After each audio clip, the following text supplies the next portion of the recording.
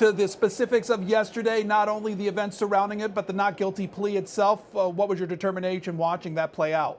Obviously, I'm not thrilled that this is taking place, but the facts of this case in terms of the former president's handling of classified information, I think the Department of Justice gave him plenty of opportunities to return those documents, to have folks come in and look through the documents and take any really sensitive classified information back to the archives, and the president did not respond to that. And I think the difference from what some of your callers are talking about, Vice President Pence, when notified that he may have classified documents, allowed folks to come in and return them immediately, and I think President Biden did the same thing.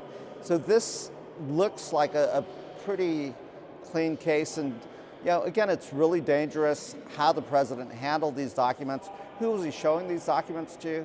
As a member of the Intelligence Committee, we go through very rigorous training on how to manage classified information. We have to go down into a very secure location to review those documents. We never take those documents out with us. So again, innocent until proven guilty, but it does look pretty bad. Do you or any other members of the Intelligence Committee, do you have a sense of the nature of the documents itself that were held by the president and the sensitivity there was when it comes to national intelligence? We do, and I think the special counsel laid out some of those, not in detail because obviously they're classified, but did lay out the gravity of some of the documents that the president had. And so to the extent, could you describe at least the nature of some of those documents? Obviously, if our military is planning contingencies in terms of an invasion of another country, if we're always very careful to protect sources and methods.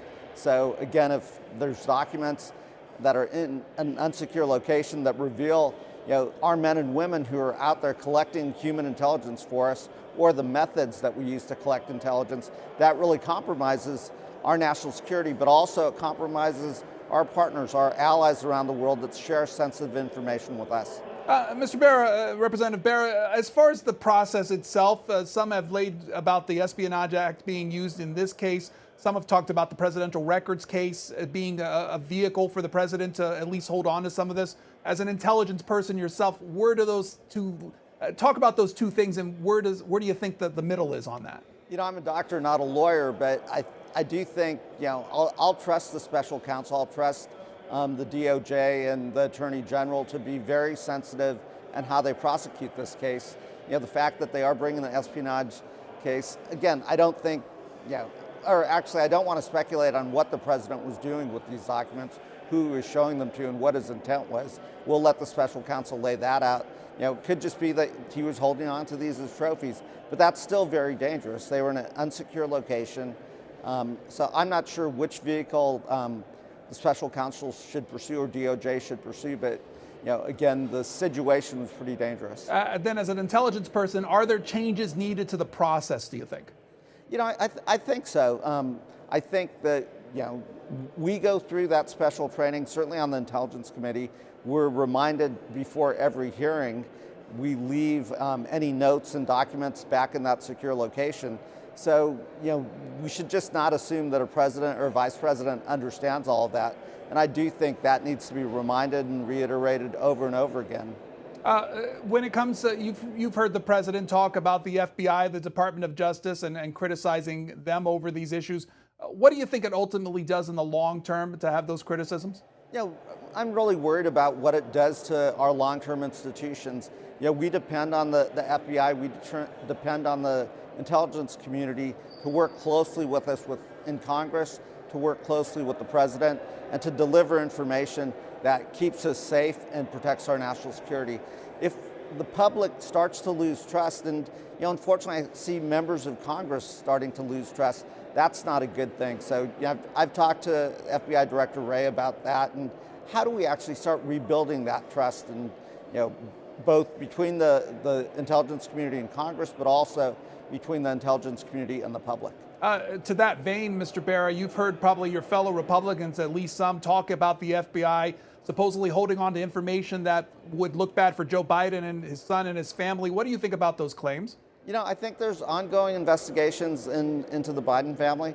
I think the president's allowed all of that to go forward, has not been out there demagoguing or doing anything else. So again, nobody's above the rule of law, and we ought to let the Department of Justice pursue the investigations that they have to pursue. Have you yourself, as an intelligence person, seen any documentation that would verify at least what Republicans are claiming?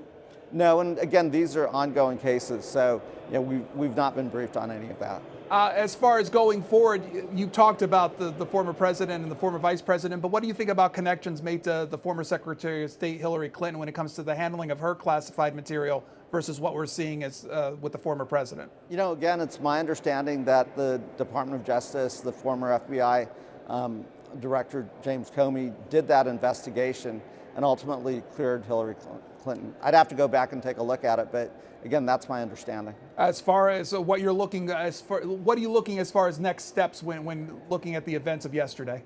Again, I think you let the legal process take place. The president's entered a not guilty plea. He clearly is innocent until proven guilty. And again, I think just like any other American citizen, is due a fair trial.